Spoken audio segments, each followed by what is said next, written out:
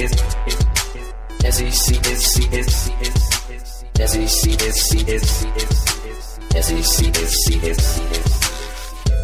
our coverage. It's what we do. That's all we do every Thursday At 5:30. College football. Mountain West Conference. Doesn't matter. SEC Is all that matters. Nick Saban Is crazy. Yeah. And that's all. Let's start the show. Good evening, everyone. Welcome into another exciting edition of Outputting Our Coverage.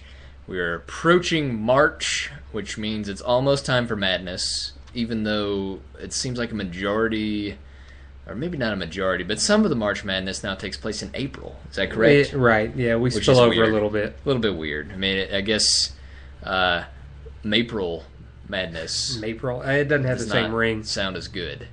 So yeah, we'll be talking college basketball here in a little bit.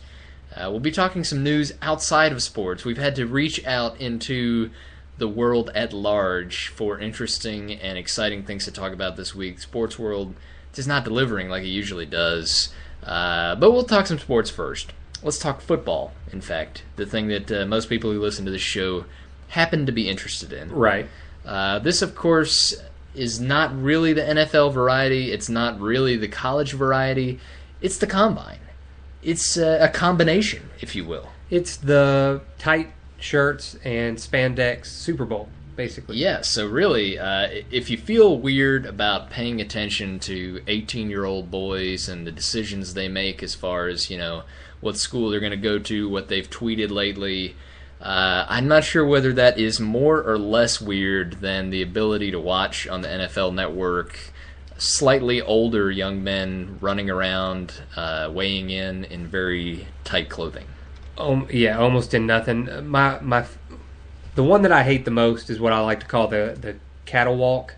It's where they just bring them in and just very little clothing, eye them up and down and weigh them and see how tall they are, and then they walk out. I mean, the only thing that would make it worse is if they sold them on the spot. Right, or asked to check their teeth or something. That would be weird. It's a little bit weird. Some interesting stuff coming out of the combine, I guess.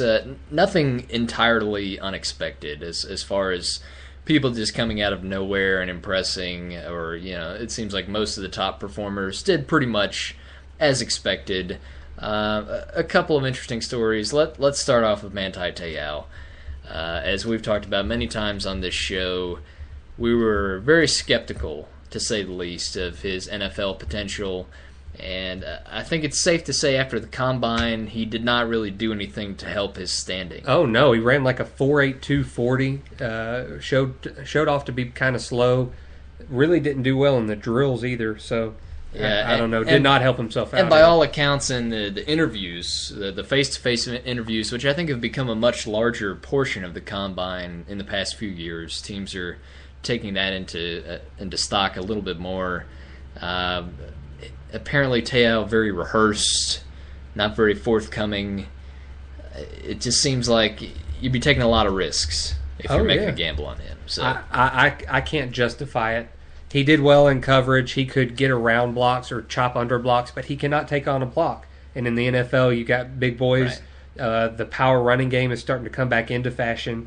You got to be able to tackle the run. Yeah, like I said, I think in the SEC alone, coming out in the draft class, there's probably 4 or 5 linebackers that are better than him. At least, I think so. So, sorry, Manti. Sorry for Manti.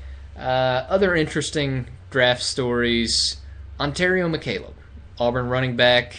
A pretty crucial piece of the offense, a lot more so when Gus Malzahn was around as offensive coordinator, especially during the 2010 season. Ontario McCaleb, known as the speedy side-to-side change of pace from the brute force run up the middle of Cam Newton. Ontario really surprising some folks with his speed at the combine. An unofficial time of 4.21 in the 40-yard dash. His official time was like 4.35. Right. I'm not sure how they get that. Which begs the question, in this day and age, how can they not get it right the first time with all the technology? And how do we not get it immediately? I can think of several ways you could do that. But that's beside the point. He's fast. Unacceptable, NFL. Yes, unacceptable. Very fast. As a point of comparison, the fastest 40-yard dash in history recorded Bo Jackson at 4.12. Right. I think the combine record is held by another running back from a few years ago. So like 4.28. Right. Tay Biddle, local wide receiver talent, had the record for a while. Yeah. He was extremely fast. He also held the record for fastest time in the Gordon Bibb obstacle course, according to the PE teacher. Local legend. Bibb. Yes. Local lore. Now, I imagine that record can never be broken now that Gordon Bibb has been torn down. So I think that's how the rules work. It's an interesting side note, I guess. How much stock do you put into a 40 time? Does that matter to you? No, not at all. And I think the most ridiculous 40 time to be run is by offensive linemen. Who cares what they run a 40 in? They have 10-yard splits. They don't go further than that. On a side note, you do get an occasional talking point every now and then when offensive linemen run this 40-yard dash. Taron Armstead, did you see him running the 40-yard dash? I heard of it. Arkansas Pine Bluff. Not a big name guy. Not a big name guy. 4.65. Came fast. in faster than a couple of running backs, all the fullbacks, and most of the linebackers. I mean, this guy was moving. I did read an article this week. I mean, you say, 4.65, that's pretty slow. Or fast for a lineman, but slow for someone else. And it was an article from Clay Travis, who just happens to have a blog that is very similarly named to this radio show. Right. Not saying who's right or wrong. His content not nearly as good as ours. Not even close. He had an interesting article up about people's perceptions of the 40, and that most guys, if you ask them if they could run a sub-5 40, they'd be like, sure, yeah, I could do that. No, you can't. No, you can't. Even a 5.0 40 is very fast. It is very fast. I mean, David, what do you think you could do a 40 in? When I was in peak physical condition in football, I was running like a 4.85 at 150 pounds. Okay. And that was tough. I was running as fast as I could. Yeah. Right now, I don't think I could break 5, to be honest with you. I have not run in a while. I don't think I could break 5.5, to be honest. You could break 5.5, I think. I don't know, man. I haven't run a lot lately. I've gotten kind of lazy in my old age. It is tough. I mean, it's tough getting up and down, and you got to get a good start, stay low, explode out of your stance. And not a lot of people, I mean, half of the people our age who would try that, who haven't worked out, would blow and tear something. Yeah. Very easily. So, all right, we know that the 40's happening at the Combine. Are there any useful drills, useful things that they're doing? I think the individual position workouts can show you some. I don't think there's really a whole lot you can see. I'd trust the tape more than anything. A lot of the quarterback drills show you maybe if a guy is used to a shotgun offense, if he can handle the 5-step drops, the 7-step drops. Some of the running back drills show you how quick some of the running backs make their decisions. I really do like some of the linebacker drills they have. It really shows if somebody can take on a block or blow up a hole. So there are a couple of those that you can see. I think more than anything, GMs get more out of the interview process. Yeah, I think that's a much bigger part of it now. Certainly realizing that team chemistry is important. You got to get a window in these guys' heads, see what they're thinking ahead of time. I don't know. It just seems to me like with the Combine and the pro days and all of this stuff, there seems to be very little correlation between, well, maybe that's not the right thing to say, but there seems to be very little good information you can get from these. I think the guys who perform well at these things are guys that people would have drafted highly anyway. Well, but I think that some teams know what to look for better than other teams. Sure. The New England Patriots, always drafting last, always seeming to find people. You see the Pittsburgh Steelers typically do well in the draft, the Giants. Some of these guys know what they're looking for, and they know how to take chances on some players and leave others alone. So, all right, another player, we talked about Ontario McCaleb with Auburn, D. Milliner with Alabama. There had been some talk that, with the injury he was coming off of, that maybe, he wouldn't be able to be a good performer at the Combine. I think he pretty much erased all doubt with his did. performance. And if you watch the interviews coming up to the Combine, that's what he kept telling people. They said, how's your shoulder? What are you going to be able to do? And he kept repeating, just watch the Combine. Just watch the Combine. Ran a very fast 40 time, impressed in a lot of the drills. Everybody knows that he has good ball skills. He's going to go up and get the ball. So, really impressed with Milliner. I think he did pretty well. Yep. All right, that's about wrapping it up for the Combine. Let's take a quick break. We'll be back talking about some college basketball here on the other side. The upsets continue. Topsy-turvy. I'm just going to go ahead and make a prediction that whatever bracket I fill out this year is going to fail miserably faster than any bracket I've ever filled out. Hopefully so. We've got to still discuss what the stakes are going to be on that. Oh, that's true. Yeah. Well, you want to stick around for that. We're going to talk about the stakes of a little wagering that we're going to do. Alabama Gambling Commission, please do not come after us and steal all of our electronic bingo machines. Right. It's just friendly. Yes, gambling back it's and just forth. fun. Just, no money, just fun stuff. We'll be back on the other side of outputting our coverage.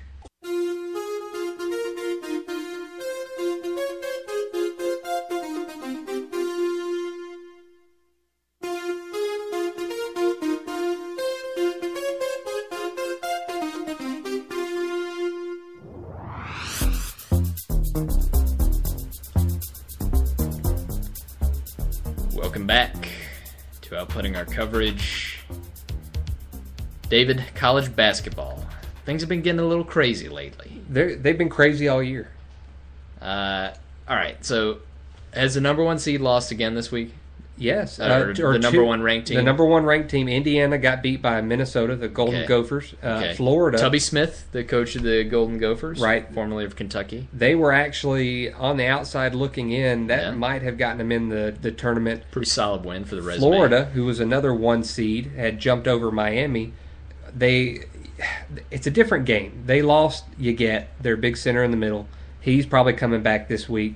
They also lost, I believe it's Patterson, who's another one of their starters. They were down 2 starters. They had one sub the whole game against Tennessee, who really might be the hottest team in the SEC right now, and they lost by 5. So not a huge loss for Florida. I think one a lot of people kind of saw coming, maybe anticipated a little bit, but they lost. They're going to get a little more healthy closer to tournament time. So, yeah, you got 2 number 1 seeds lose to the point where now you have to put Gonzaga as another 1 seed. Yeah, it would be historic for Gonzaga. I mean, typically a Cinderella-type team coming in 7 or 8 seed. They've had some success in the tournament. I think most casual fans even would probably be familiar with Gonzaga. But I think it's even gotten to the point where they're not necessarily a Cinderella anymore. I mean, when you do it for 7 or 8 years in a row, we kind of expect it from you now. Yeah, I mean, you think of like Gonzaga, Butler, teams like that. Right. You don't really think of them so much in that vein anymore. I think that's the thing with basketball. It's not as hard to be up there with the big boys. You don't have to get a whole roster full of great players. You just need a couple. You need one really good one. Yeah. And Steph Curry was a good example at Davidson. You know, he's big in the news this week after scoring 54. But he really took that team to a Sweet 16, put them on his back, and took them. And so all you need is one hot hand. Absolutely. All right, let's focus on the SEC just briefly. Okay. Like you said, Florida getting some guys back. I think at this point, no question, they're the best team in the league. Definitely. No question there. Kentucky has struggled a little bit since losing Nerlens Noel, but they rebounded a little bit after a really rough loss to Tennessee. I think so. I still think they're on the outside looking in. I don't think they make it. So you don't think they get in. Alabama, a big win over Auburn this week. What do you think about their tournament chances? I think they're out. I think their loss earlier to Auburn and then their double overtime loss to LSU keeps them out unless they win the tournament. I mean, they'd have to win the tournament to get in. That's the problem with being in the SEC this year is a loss to pretty much anybody else is a bad loss. Right. So every loss inside. It's rough. All right, Ole Miss at this point, any chance they can get in? I don't think so. What about Tennessee? You mentioned they're a hot team. Can they climb up? I think after beating Florida, I really like their chances. I think Tennessee gets in. 6 wins in a row. They're getting hot at the right time. There's a void in the SEC for somebody to step up. I mean, I think it would be almost impossible for only one SEC team to get in the tournament. Missouri's not getting in. I think Missouri really shot themselves in the foot. They're not getting in. I think Florida gets in. I think Tennessee jumps. All 3 of the teams, Kentucky, Alabama, and Ole Miss, to get in. Maybe one of the other 3 teams between Kentucky and Ole Miss gets in, but I think Tennessee is more of a lock than those 3. Yeah, I mean, I could see a scenario where maybe Tennessee getting hot at the right time wins the SEC tournament, and then they get in automatically. Right, and that's true. That could happen. Or, hey, I mean, anybody could. LSU is not a bad team when they decide to play. One of these teams without an automatic bid, they could steal it. That's true. Things are closer than most. I still think it's going to be tough for people to beat Florida once they are back to full strength. They're a different team with Get in the middle. Yeah. So SEC, as we've mentioned all year, been pretty weak. Not a whole lot to talk about. Let's talk about a couple of basketball schools that are leaving the conference formerly known as the Big East. Let's talk about what their name should be. Yes. Okay, first of all, what schools are these we're talking about here? We're talking about DePaul, Georgetown, Marquette, Providence, St. John's, Seton Hall, and Villanova. They're all leaving the Big East. All right, so pretty big name basketball schools there. Right. Anything in common with them? Let's see. Maybe they all really like a certain individual who may or may not have retired from his last day on the job today. That's right. And you, of course, are referring to the Pope? The Pope. Pope Benedict. They're all Catholic schools. Yes. And the Catholic Seven. The Catholic Seven has been the name that the media assigned to them. I think it's a great name. I think that should definitely be. That's awesome. I want to design the mascot for that. I mean, just think about the possibilities, like the conference logo. I mean, what can you put in there? You could put all kinds of stuff in there, like a little communion bowl. And like a little Pope hat on the top of the logo. That'd be amazing. It would be amazing. But no, they're going to be known as the Big East. What would be awesome is if the actual Pope, the next elect, is the president of their conference. Now that would be cool. That would be cool. I would really. They'd finally give the Pope something to do. The best conference president. Yeah, that's crazy. Back in the old days, the Pope was known as the Holy Roman Empire or Emperor or whatever, and he controlled all those lands. He controlled everything. At least now, maybe the Pope could control a college basketball conference. There you go. We got to give him something. There would be other perks associated with the job, and you could see him ride in before on the each Pope-mobile. game, and the Pope-mobile. Oh man, this is getting good. Getting real good. But instead of all these wonderful and great ideas, the Catholic Seven want to take the Big East name with them. Yeah, so this is super confusing. Did they ever actually leave the Big East or not? They're breaking away from the conference, but they want to stay the Big East. So how do you even describe this? Like, all right, let me say, for instance, I was trying to describe these events to my wife. Okay. How would I tell her this happened? I would say, all right, some schools are leaving the Big East, and then they're going to join the Big East. What? Yeah. What? How is that even allowed? I think you just tell your wife that some teams are playing basketball on the TV and just leave it at that. Okay. I don't think Emily's going to ask a whole lot more questions. Okay, so let's say, for instance, we're sticking with the theme of the Catholic Seven. What would we change the name of the SEC to? Oh, man. For this year, not good at basketball. Okay, I was thinking more along religious lines, but... Oh, I mean, the Baptist Bells. I don't know. What do you call the Southern Baptist 14? Yeah. I mean... Nothing quite rings like the Catholic Seven. Once you hit No, that, I guess you're right. That's the pinnacle. It's not quite as good. I would be interested in the formation of an Amish conference. Oh, now that would I be think interesting. That might be neat. But you'd have a little bit of concern with the electric lights in the stadium. Well, they would have to play their basketball games on outdoor courts during the day, which would add a whole other element to it. That would be. I mean, talk about a home court advantage. Right. None of these kids are used to waking up before 8 o'clock in the morning. Oh man, skinning knees out there on the blacktop. This is crazy stuff. Crazy. Thanks, Catholics, for ruining it. This has to happen. Thanks. All right. Anything else we want to talk about with college basketball? I feel like we're just... This season is too long to me. Well, college yeah. basketball, too long. Major League Baseball, too long. I just feel like we've been perpetually waiting for the tournament to get here. Shorten the season, get to the tournament, is what I think. I'm going to harp back on last week. I talked about my surprise team. I'm going to keep pitching them. St. Louis. Okay. I know you're going to like because you're a big Cardinal fan. They have won, in their last 12 games, they have won 10 of 12. And the only two they lost were back in January when they had some players hurt. They have been beating some pretty heavy teams. They've beaten Butler twice, including at Butler. They beat VCU, St. Joe's, Richmond.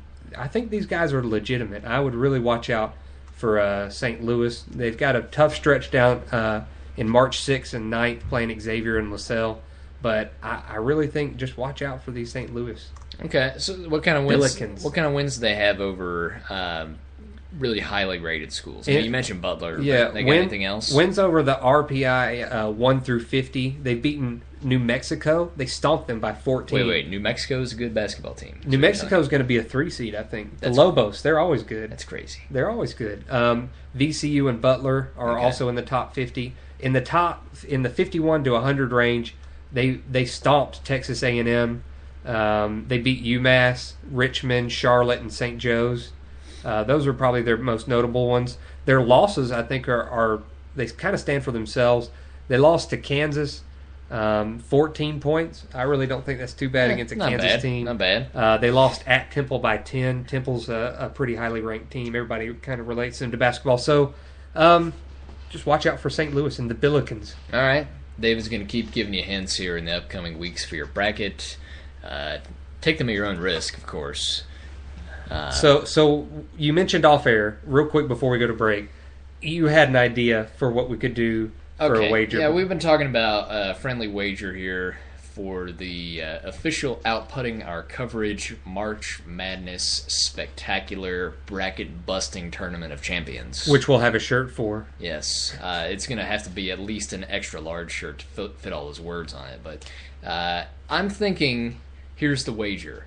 Whoever loses, their wife, or... Yeah, we should probably just keep it to wives. Their wife gets to come on the show and tell as many embarrassing stories about their husband as they can in 3 minutes. I love it. I cannot wait until Emily comes on air and just talks embarrassing stories about you. Oh, it won't be me, my friend. I had such bad luck during football season that my luck is just bound to change. 2013, a new year for me.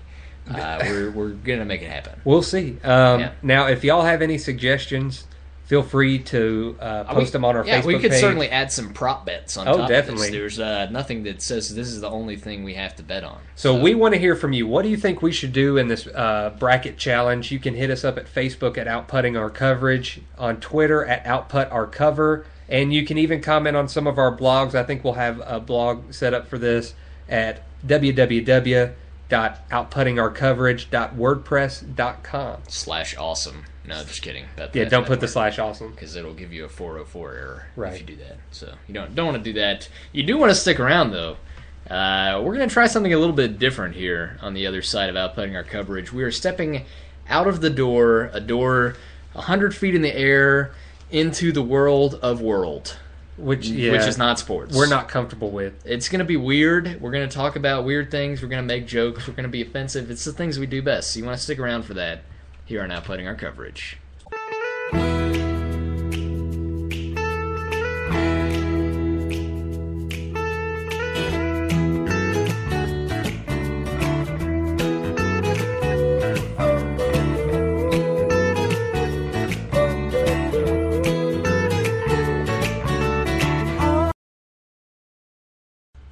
And we're back here on Outputting Our Coverage.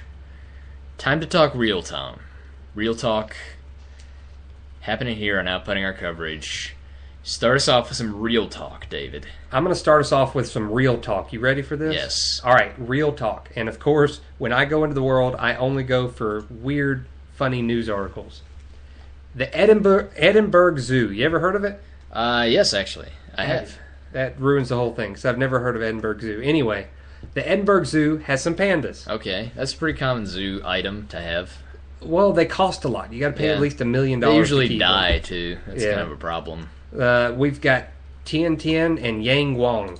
So these are our two pandas. Oh, so they're very smart. Pandas, they do math well. So pandas, they don't breed very often.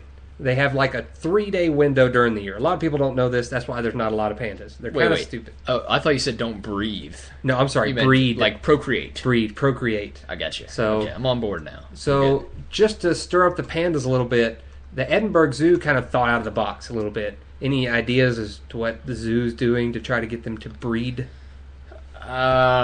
Subscriptions to magazines of a certain ilk, or no. What they've decided to do, they are playing Marvin Gaye's music to get the mood going for the pandas. Apparently, Marvin Gaye has broken all kinds of boundaries. He is now turning on pandas with his music. Would you want to give us a sample of one of his songs, David? Can you sing it for us? I cannot. I will not. It's like heresy. You can't. It's kind of like a right. Right. That's Gay. Kind of what we're looking for. That's Marvin Gaye. That's Marvin Gaye. It is Marvin Gaye. So that's what I'm leading off with. Marvin Gaye turning on some pandas. Okay. All right. Let's talk about the Pope some more, because today was his last day at work. Right. First Pope to resign from the popedom papacy, popedom. I like popedom better. We'll Popedom is better. In like 600-700 years. Been a long time. Last time it was because of a conflict. This time supposedly because he's old. What are the chances that we see the Pope on the next ESPN 30 for 30 of former popes that are now broke? I maybe because they had to retire too young. But too young. Have you seen him? He's like 83 Dude, years old. in Pope years, he's like 12. I don't know. I think he'll probably be okay with his retirement. Plus, popes, I mean, they don't really want to make a whole lot of money, do they? I don't know. What do you think the Pope gets paid? Do they make money? I think they make money. Do they just get paid in, like... They have a retirement. Souls? Or how does that work? I don't understand. I don't know. Maybe we should get a Catholic person on. We'll have a Catholic segment next month. I feel like this is really offensive. I'm not trying to be offensive about it, but I just don't understand how retirement would work for a Pope. Really. I don't know. We should. Okay, we'll have the Pope on next week. Okay, he's not doing anything now. Right, he should be free. We'll have the former Pope on, okay. and we'll ask him this next week. That sounds good. We should probably move on. We should move on. Someone else. I've got to ask you, Andy. I'm looking at the story. Don't know whether I should do it or not. Kind of thinking on the knot. What's the worst that could happen? Okay. Nobody's listening anyway. Melissa King, who not a lot of people have heard of, was crowned Miss Delaware just a few weeks ago. Which doesn't mean a whole lot. Delaware, pretty small state. It is. Not a big talent pool there. Right. So, but she ended up winning, had to resign her crown, which is kind of becoming a pretty popular thing. That happens pretty often, too. Happens pretty often with beauty queens. However, it doesn't happen often because of porn implications. Apparently, somebody noticed that there was a person in this porn video who looks and sounds exactly like her, Miss Teen Delaware. So, yeah, she resigned, turned in her little crown. The state of Delaware is just in shock right now. They don't know what to do. Those fighting blue hens are just crippled. Yeah. Well, they're too focused on the Phillies to really be interested at this point. Let's just be honest. Yeah, but with the Phillies, really, you're focused on a third best team in your division. Ooh, ouch. Too bad none of my relatives listen to this show. Otherwise, they would be writing us a letter. Well, right. Okay. Do you know who Anne Hathaway is? I do. She's an actress. She was on the Batman movie. Okay. Are you a fan? Do you like her? She's a talented actress, I think. I really enjoy watching her act. I think she's the most loopy person I've probably ever seen.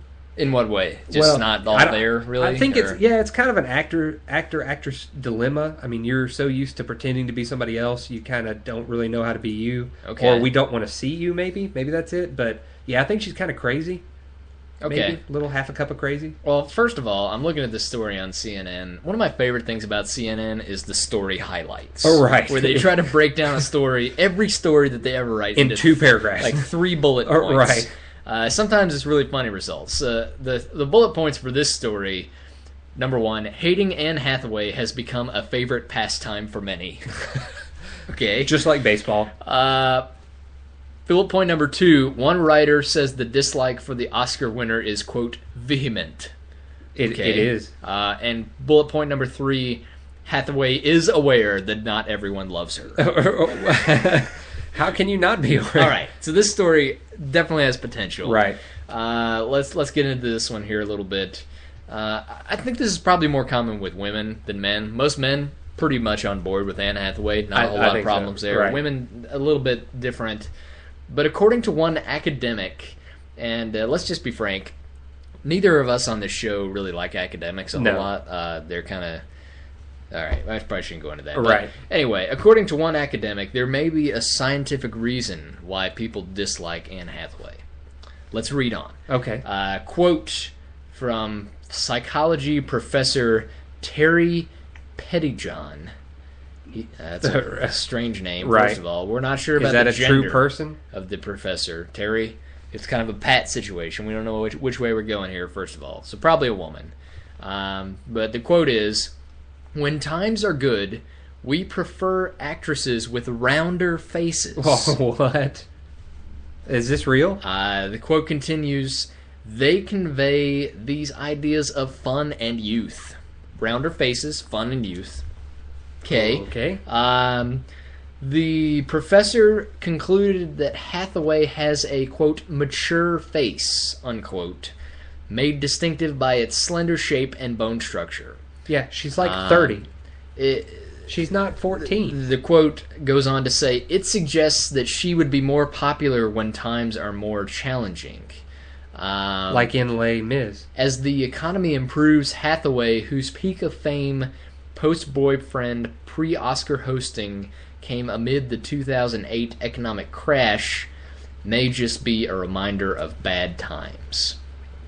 That's weird. First of all, newsflash, times aren't good yet. We're still in bad times. Right. Let's see. There's more goodness in this article, I think. Such highbrow hatred usually reserved for the elite, say a Gwyneth Paltrow. Is that elite? Is that what we're considering elite? That's kind of weird. Okay. All right. So basically what we're talking about is this academic makes his life doing things like this, reporting on stories like this and writing this up. That's how he makes his living. Yeah, that's the thing about academics is you could pretty much research anything. Like right. I had a professor. By the way, Andy air quoted the word research. Yes, that was an air quote. I had a professor who spent 3 years determining whether you could get out of a burning building faster by crawling in a zigzag pattern or in a straight line. I kid you not. That's real. Terrible. That's real talk. This is getting depressing. I think I'm gonna have to lighten the mood. All right, let's move on. Anne Hathaway, we love you. Keep it up. We like your long, slender, bony face. Okay. All right. So this comes from NBC News 2 days ago. All right. A Florida man was shot and wounded over the weekend. Not an atypical story that you would find on the news. The perpetrator of this shooting was his dog, who walked away with no charges. Gregory Dale Lanier, 35, of Frostproof, Florida, told the police on Saturday that he and his dog were in their truck in nearby Sebring when the dog kicked a gun that was on the truck's floor, and it went off and shot him. So, I guess my first question is, why is there a gun just kind of laying on the floor of the truck? Number one, yep. And second, that had to be a pretty interesting shot. I mean, you kick a gun and it goes off. What kind of gun was it? I can only assume elephant gun. Elephant gun, musket of some sort. Yes. That was already just pre-cocked. Yes.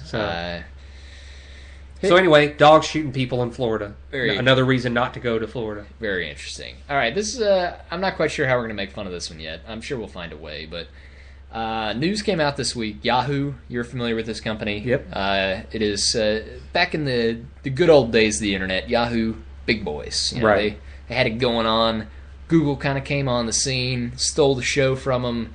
And the CEO of Yahoo this week came out and told Yahoo employees they're no longer allowed to work from home. Right. People are really upset about this. Is it just me, or is pretty much everybody in our country become really spoiled? I mean, I don't get to work from home. Do you get to work from home? I don't get to work from home, but I do understand some of the Amazon employees on twofold. One, they're not always near the area. That means relocation and moving for a lot of these employees. Sure. Two, with this day and age in technology and a lot of the stuff that some of these guys do, there is no reason for them to be in the office. You can remote in, do all of your work online. It doesn't make sense for you to drive back and forth when you can do it all from your home if it's already set up. And a lot of these guys set up computers and what they have run out to their house is faster than what they would have to share at the office. So I'm kind of on the side with the employees now. I do get what you're saying. If it's a guy who lives 5 minutes away and is complaining about having to get up and drive to work in the morning, he doesn't have a case. But some of these guys would have to relocate their whole families, pick up and move. When they signed their contract, it was an agreement that they could work from home. I would have a beef with that. I could understand that. All right, so bringing this back to a sports-related world, when a sports player is not really pulling his weight, not getting it done on the field, we would often say they're mailing it in. Right. You think we can now officially say, oh, that guy's totally teleworking? He's teleworking. He's emailing it in. Yeah. Right. Can we do that now? I think Is that so. allowed? I think that's allowed. Okay. This guy's remoting in. Okay. All right. You want to do more funny stories? I know we want to talk about baseball, too. We can talk about baseball. I've got a quote for you. Okay. All right. I've got 2 quotes for you. Let's do 2 quotes. 2 quotes and we'll be done. A successful man is one who makes more money than his wife can spend. Impossible. A successful woman is one who can find such a man. Wow, that's remarkable. That's from Lana Turner. Remarkable. Right. Ron White. Oh yeah, they call him Tater Salad. That's right. If you didn't know that. I believe that if life gives you lemons, you should make lemonade and try to find somebody whose life has given them vodka and have a party. Yes. And that's how you end that on a good note. Yes. I think some sports people take that quote a little bit too much to heart. Right. But, anyways. All right, let's take a break. We're going to talk baseball on the other side. I believe everyone has reported now, right? No longer just pitchers and catchers. No, we're into Everyone's preseason there. baseball. Yeah. Grapefruit Cactus League happening before our eyes. We'll do a little mini preview of the upcoming season here on the other side of outputting our coverage. You would step back from that ledge, my friend. You could cut ties with all the lies that you've been living in. And if you do not want to see me again, I would understand. I would understand. All right. We are back. Here on outputting our coverage.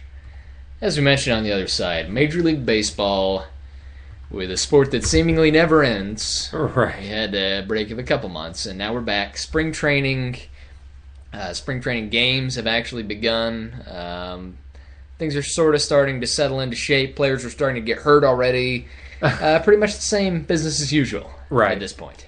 It's interesting, I guess. The Braves are, of course, a local team. A lot of people getting behind them. Started out a little sluggish, 0-3. You can't really go off wins and losses in the preseason. Yeah. The pitchers are throwing 2 innings at a time. Yeah, most of the starters aren't playing that long. It's you take what you want. Yeah. Actually, they've come along in the last 2 or 3 games. Their offense did not take long to start giving them what they thought they'd be seeing throughout the year in some of their transactions. Jason Hayward is a man on fire. He's hit, I think, 3 or 4 home runs already this preseason. A guy that they're really expecting big things out of this year. The Uptons have been producing, hitting a couple doubles. One of them hit one of the longest home runs anybody remembers seeing down in the Grapefruit League. Hit one about 450, just tattooed it. The pitchers, you don't know. Nobody's pitching more than 3 innings. You just can't tell. The Braves did lose one today against Philadelphia. I'm sorry anybody who was offended by my previous Philadelphia statement. But what do you think about the Braves this year?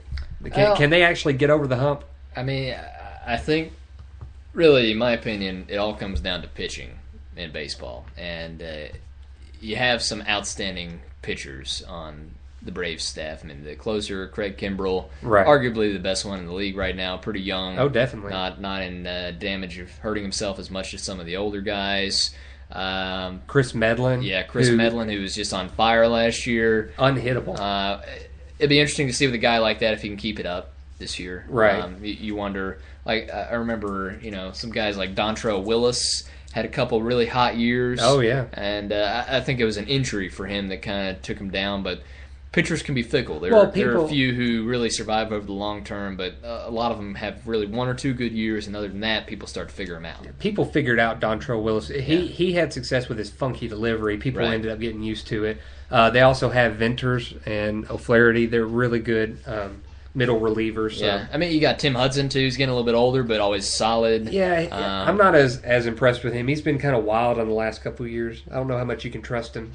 Their real Achilles heel, I think, is going to be shortstop. Who's going to step up and play? Yeah. They're trying out some young guys. Right now they have Simmons in. He's kind of slated to be the guy. And can Brian McCann come off the surgery and give you what you expect? Yeah. So, I mean, I think you could see the Braves try to put together a pretty good first half of the season. If things are going well, try to upgrade themselves at shortstop. You never know what happens with injuries. Something else becomes a need, but I think overall the Braves will be stronger this year than they were last year. Oh, definitely. I think so. Do you mind if I go in the American League real quick? You mean fake baseball? Fake baseball. Okay, I want to talk about a team who I think is set up to be impressive this year. And it's a team who's usually down in the dumps, but they have spent tons of money to try to get in contention and be relevant, and that's the Toronto Blue Jays. Okay. Really spending the money. So this is really fake baseball. Really, Canada. Right, really fake baseball.